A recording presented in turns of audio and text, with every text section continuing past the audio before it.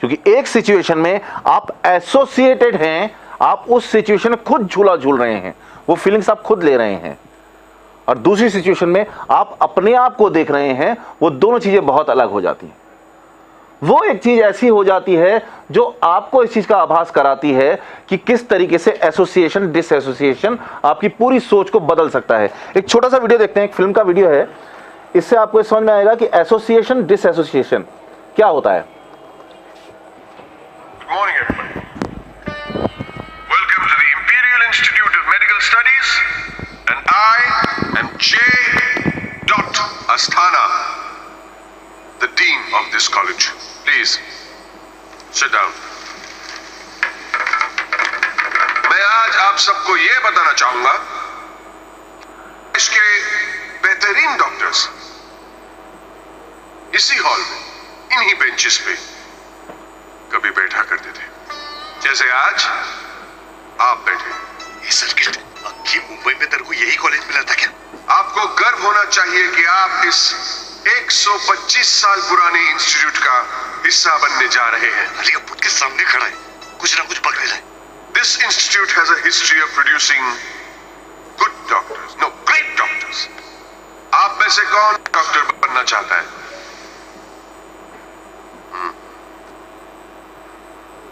Yes, you. क्या तुम्हें लगता है कि तुम अच्छी doctor बनोगी? Yes, sir. Can you hear me? Yes, sir. Good. क्यों तुम में ऐसी क्या खास बात है? Sir, I love people. मुझे लगता है कि मैं पेशेंट्स के दर्द को खुद महसूस कर सकती हूँ। मैं डॉक्टर नहीं, एक दोस्त बनकर उनकी मदद करना चाहती हूँ। We are not here to make friends. मैंने अपने 25 साल के करियर में किसी पेशेंट से दोस्ती नहीं की, किसी पेशेंट का दर्द महसूस नहीं किया, सिर्फ उस दर्द का इलाज किया। And I've done well. I do not love my patients.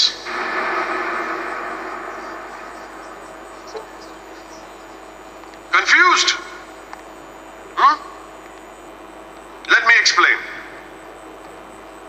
इस हाथ को देखो, रॉक स्टेडी। हजारों ऑपरेशन किए इन हाथों ने, लेकिन ये हाथ कभी नहीं कांपे। लेकिन अगर मैं मेरी बेटी का ऑपरेशन करूं तो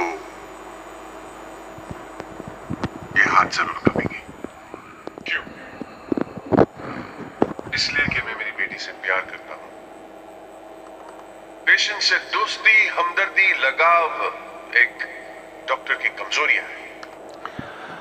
जरा देखिए, कायदे में तो एक डॉक्टर को अपने पेशेंट के दर्द को समझना चाहिए, उसको फील करना चाहिए, पर वो क्या कह रहा है, मैं कभी अपने पेशेंट के दर्द को फील नहीं किया। इसका मतलब जब आप डिसएसोसिएटेड हैं तभी आप उसका इलाज कर सकते हैं। एसोसिएशन में क्या होगा, जब आप उसके दर्द को फील करने लगेंगे तो अगर आप उसको टाका लगाना चाहेंगे, इंजेक्शन लगाना चाहेंगे, तो उसके दर्द को ही फील करेंगे, आप लगा नहीं पाएंगे, आपके हाथ कांपने लगेंगे। एसोसिएशन डिसएसोसिएशन हम सबकी लाइफ में हर समय हम जो कुछ करते हैं, जरा सोचिए, कई बार ऐसा होता है कि हम अपने परिवार की पुरानी कोई फोटो एल्बम निकालते हैं और कोई एक ऐसी फोटो निकल के आती है जिस समय पे हमने फैमिली के साथ बहुत एंजॉय किया है। उस फोटो को आज भी देखकर वही सेम इमोशंस हमारे जाग जाते हैं। अरे याद है जब पिछले बार जब हम शिमला गए थे, कितना मजा आया था। या अपने किसी ऐसे पुराने दोस्त की फोटो आ जाती है जिससे आप कई सालों से नहीं मिले, तो आपको उसकी वो सारी बातें याद आ जाएंगी। यानी जो हमारा दिमाग है, ये इमेजिनेशन में और सोच में और सच्चाई में अंतर नहीं समझता। हम अपने दिमाग को अगर हर समय कोई एक ऐसा पॉजिटिव रिस्पॉन्स देते रहें तो हर समय हम खुशी की भावना को महसूस कर सकते हैं। कुछ दिनों पहले एक पिक्चर आई थी 3 इडियट्स। 3 इडियट्स में वो कहता है all is well, all is well. तो दूसरा हीरो उससे पूछता है इससे क्या होगा, इससे सब कुछ ठीक हो जाएगा? कहता नहीं, ठीक तो नहीं होगा, पर उस सिचुएशन को झेलने के लिए आप तैयार हो जाएंगे। यानी कि जरूरी यह नहीं है कि सिचुएशन बदले, यह पॉसिबल नहीं है कि सिचुएशन को हम बदल पाएं। हम क्या कर सकते हैं, उस सिचुएशन के लिए अपने आप को बदल सकते हैं, अपने आप को तैयार कर सकते हैं। और अगर हम अपने आप को सिचुएशन के लिए तैयार कर लेते हैं तो कोई भी एक्सटर्नल फोर्स हमारे दिमाग को कंट्रोल नहीं कर सकता, हमें स्ट्रेस में नहीं डाल सकता। ये कई बार सिचुएशन ऐसी होती हैं जिसको हम बोलते हैं गुगली सिचुएशन। बहुत सी ऐसी गूगली सिचुएशन होती हैं। हम एक व्यवहार में कहीं समाज में कहीं पर हैं, हम सोच रहे हैं जिस तरीके से होना चाहिए, पर अचानक से कोई गूगली सिचुएशन आ जाती है। खासतौर से हम सब लोग कहीं ना कहीं काम में, जॉब पर हैं। हम होता है कि हम अपने बॉस के पास गए, हम काम को करना चाहते हैं, हमने कहा सर क्या मैं इस काम को ऐसे कर लूँ? बॉस कहते हैं नहीं यार एक काम करो, इस काम को ऐसे कर लो। अगली बार आप जाते हैं, सोचते हैं कि चलो इस काम को मैं ऐसे करता हूं, तो अपने बॉस के पास जाते हैं, सर क्या मैं इस काम को ऐसे कर लूं? बॉस बोलते हैं नहीं यार तुमने पिछली बार जैसा बताया था ना वो ऐसे ज्यादा अच्छा, तुम ऐसे कर लो। अगली बार हम जैसे थोड़ा एक्सपीरियंस लेते जाते हैं, हम और थोड़े स्मार्ट हो जाते हैं, तो हम क्या करते हैं, हम काम को ऐसे करना चाहते हैं, अपने बॉस के पास जाते हैं, बॉस क्या मैं काम को ऐसे कर लूं? बॉस बोलता है यार यार एक काम करो, तुम काम को ऐसे ही कर लो। राइट? चाहकर भी कई बार हम सिचुएशन ऐसी हो जाती है कि हम चाहकर भी उसमें कंट्रोल नहीं कर पाते। वो अपने आप में, अगर हम अपने आप को कंट्रोल करना नहीं जानते, हम कहीं ना कहीं वैसे ही उसमें फंस जाएंगे। क्या हुआ, एक बार एक हस्बैंड वाइफ रात के 12:30-1 बज रहे थे, अपने बेडरूम में थे, तो वाइफ को अचानक ये पता चला, ऐसा महसूस हुआ कि उसके पति सो नहीं रहे हैं, वो टहल रहे हैं। उसने कहा क्या हुआ भाई, रात के 12:30-1 बज रहा है, आप सो क्यों नहीं रहे हैं? सोने का टाइम है, सो जाना चाहिए। वो बोलता है एक काम करो तुम सो जाओ, मुझे नींद नहीं आ रही। नींद नहीं आ रही है मतलब? बोले तुम सो जाओ, तुम नहीं समझोगी। उसने 5-7 मिनट फिर सोने की कोशिश की, उसको नींद नहीं है, वो लाइट जला के बैठ गई। बोले ऐसा है अगर तुम ऐसे जगते रहोगे मुझे भी नींद आने वाली नहीं है, या तो तुम मुझे बता दो तुम्हारी समस्या क्या है, नहीं तो आराम से पढ़ के सो जाओ। बोला ठीक, तुम सुनना चाहती हो मेरी समस्या क्या, तो सुनो। मेरी समस्या यह है कि मिस्टर शर्मा से मैंने 3 महीने पहले 5 लाख रुपए उधार लिए थे और मैंने कल को उनको पैसे वापस करने का प्रॉमिस किया हुआ है। तो ये समस्या क्या है? समस्या यह है कि मेरे पास उनको देने के लिए पैसे नहीं हैं, मैं कल उनको पैसे नहीं दे पाऊंगा। बोली बस इतनी सी बात है। उसने फोन उठाया, मिस्टर शर्मा को फोन मिलाया, और बोले उन्होंने अचानक से रात को 12:30-1 बजे किसी का फोन आता है, हम एकदम घबरा भी जाते हैं ना कि रात को 12:30-1 बजे आमतौर पे कोई फोन नहीं करता परिवार में। बोले हाँ जी बताइए। बोले मैं मिसेस गुप्ता बोल रही हूँ। जी भाभी नमस्ते, इन्होंने आपसे 5 लाख रुपए उधार लिए थे क्या? बोले हाँ जी लिए थे। क्या इन्होंने आपको पैसे कल वापस करने का प्रॉमिस किया था? जी भाभी जी बिल्कुल किया था। मैं आपको फोन इसलिए कर रही हूं, कल ही आपको पैसे वापस नहीं कर पाएंगे। बोले इतनी सी बात के लिए आपने रात को मुझे परेशान किया, मेरी रात बर्बाद कर दिया आपने। बोले चले कोई बात नहीं। उसने फोन रख दिया। वो अपने पति को बोले एक काम कीजिए आप सो जाइए। बोले क्यों? बोले पूरी रात वो नहीं सो पाएगा, अब पूरा तो हो जाएगा। This is called stress shifting. कायदे में ये भी एक तरीका होता है, पर कायदे में ये तरीका पुलिस वालों से बेहतर खैर कौन जानता है स्ट्रेस शिफ्टिंग क्या होती है, आई डोंट नो। तो कई बार ऐसा होता है कि हम लाइफ में जानते नहीं कि with whom we are dealing, because people come in all size and shapes. एक सच्ची घटना मैं आपको बताता हूं।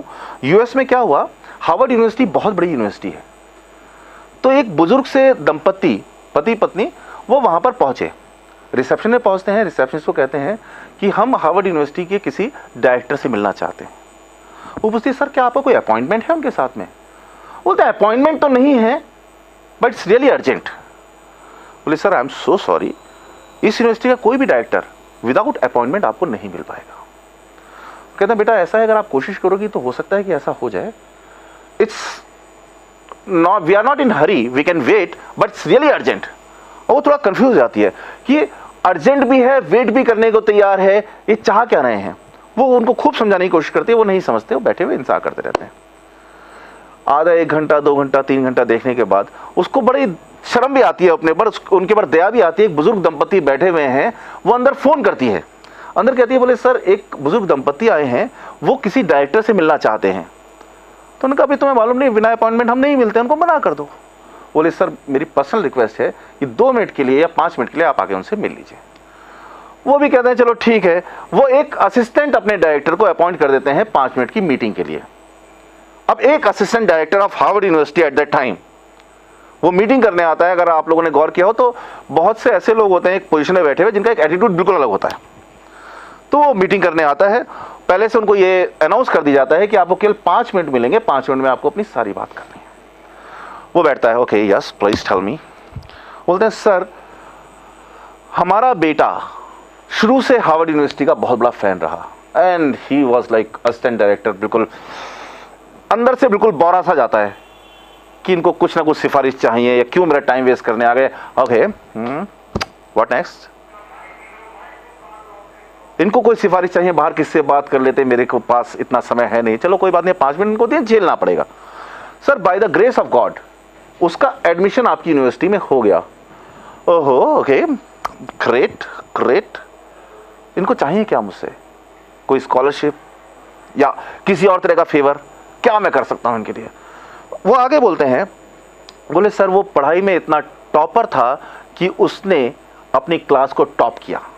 Okay, great. 5 मिनट कब पूरे हो रहे हैं? उसका घड़ी पे ध्यान है, उसका ध्यान ही नहीं है किसी चीज पे, क्योंकि उसके लिए वो इररिलेवेंट है, एक फालतू उसका टाइम वेस्ट करने के लिए आ गए।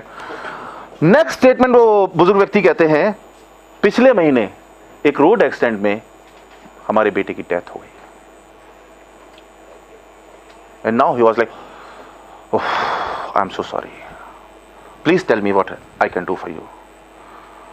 वो बुजुर्ग बोले, नहीं सर आप हमारे लिए कुछ नहीं कर सकते, पर चूंकि हमारा बेटा आपकी यूनिवर्सिटी का इतना बड़ा फैन था, वो इतना ज्यादा प्यार करता था आपकी यूनिवर्सिटी से, हम आपकी यूनिवर्सिटी के लिए कुछ डोनेट करना चाहते हैं। अभी उसका पूरा एटीट्यूड चेंज हो चुका है, इसका स्टेट ऑफ माइंड चेंज हो चुका है। कहता है आई am so sorry sir, so nice of you, thank you very much कि आपने इतना सोचा हमारी यूनिवर्सिटी के लिए, पर आपको शायद पता नहीं है हमारी यूनिवर्सिटी इतनी ज्यादा बड़ी है कि हम छोटी यूनिवर्सिटीज को अनुदान करते हैं। वो बोले नहीं ऐसा है, अगर कैश में आप हमसे मत लीजिए, हम आपके लिए कोई बिल्डिंग बना दें, कोई ब्लॉक बनवा दें या कोई लाइब्रेरी बनवा दें। वो बोला सर ऐसा है, हमारी यूनिवर्सिटी में कुछ भी कंस्ट्रक्शन के लिए, नया ब्लॉक बनवाने के लिए, नई लाइब्रेरी बनवाने के लिए जो खर्चा होता है, उतना खर्चा अगर आप बियर करने की अपनी क्षमता रखते हैं तो क्यों ना अपनी एक यूनिवर्सिटी शुरू कर दीजिए। इतने पैसे में तो अपनी एक यूनिवर्सिटी शुरू हो जाएगी। वो बुजुर्ग घड़ी देखते हैं, कहते हैं ओह 5 मिनट हो गए, thank you very much, thanks for advice. वो बाहर निकलते हैं, वो उनके द्वारा दी गई एक उनको एडवाइस इतनी बड़ी हो जाती है कि उन बुजुर्ग व्यक्ति का पहला नाम तो मुझे याद नहीं, पर उनका सरनेम था स्टैनफोर्ड, और आज की तारीख में स्टैनफोर्ड यूनिवर्सिटी बहुत सी जगहों पे हार्वर्ड यूनिवर्सिटी को मात देती है। So we never know with whom we are dealing. एक काम करते हैं, अभी एक 5 मिनट का टी ब्रेक लेते हैं, इसके बाद में विल कंटिन्यू, और कुछ ऐसी माइंड एक्सरसाइज हम करेंगे जिससे बहुत कुछ हम तुरंत के तुरंत भी रिजल्ट अपने को देखने को मिलेंगे। Just 5 minutes break, thank you.